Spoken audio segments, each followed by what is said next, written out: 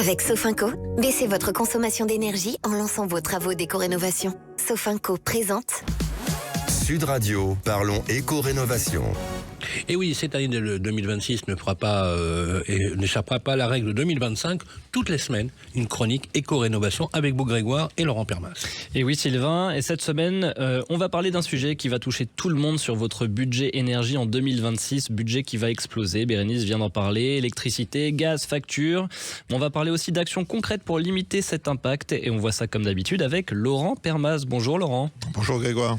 Bon alors Laurent, pourquoi est-ce qu'on parle d'une explosion du budget d'énergie l'an prochain ? On a un peu précisé deux raisons principales. D'abord la fin de ce qu'on appelle l'AREN, alors accès régulé à l'électricité nucléaire historique. Et depuis plus de 10 ans, en fait, ça permet aux fournisseurs d'électricité d'acheter une partie du courant produit par EDF à prix fixe et bas. À partir du 1er janvier 2026, ce mécanisme disparaît. Donc l'électricité sera achetée au prix du marché, donc potentiellement plus élevé et surtout plus instable. Et oui, et donc moi, si je comprends bien, les prix vont être plus variables. Vous avez tout à fait bien compris. C'est pas une bonne nouvelle, oui. Plus élevé, et surtout si les prix de gros flambent en fait l'hiver. Et puis en plus, dès février 2026, on change aussi le mode de calcul du tarif réglementé. Il intégrera mieux les coûts réels, y compris les coûts de réseau, ce que l'on appelle le TURP. C'est quoi ça, le TURP ? En fait, c'est un tarif d'utilisation des réseaux publics d'électricité. Vous voyez, ça fait deux acronymes. On est bon là pour le début d'année. Une sorte en fait de péage que l'on paie tous sur la facture pour financer l'entretien, le développement des réseaux Enedis, RTE. Ça représente à peu près 30% de la facture et il est révisé chaque année. Donc Laurent, en clair, en 2026, c'est la fin du tarif protégé pour EDF et une hausse possible des frais de livraison. Ouais, exactement. En fait, ça peut représenter plusieurs centaines d'euros en fait à l'année pour certains ménages et il faut vraiment s'y préparer dès maintenant là. Concrètement, Laurent, pour un ménage moyen, justement, ça représente quoi ? En fait, les premières estimations parlent d'une hausse de 15 à 20%. Vous vous rendez compte ? C'est énorme. 15 à 20%, c'est énorme. Sur une année, sur 2026, c'est jusqu'à 250 euros supplémentaires par an pour une famille type.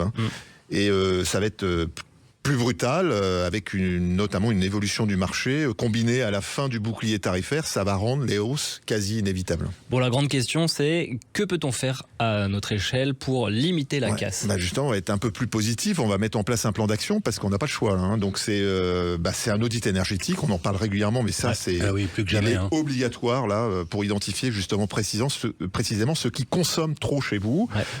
Installer un thermostat, on l'a évoqué aussi, ça permet de baisser d'1 degré votre chauffage jusqu'à 7% d'économie. On compare les offres d'électricité dès janvier, parce que là, il va y avoir des écarts entre les fournisseurs qui vont souhaiter peut-être prendre des parts de marché. Donc là, c'est vraiment le moment de faire jouer la concurrence. Et puis, surveiller sa consommation en temps réel avec un compteur connecté ou une appli.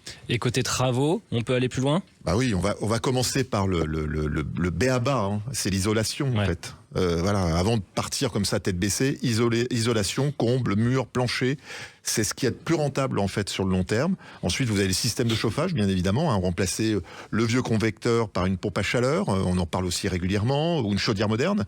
Et puis la ventilation, le petit oublié en fait, ça évite des pertes d'énergie et puis ça évite surtout les moisissures.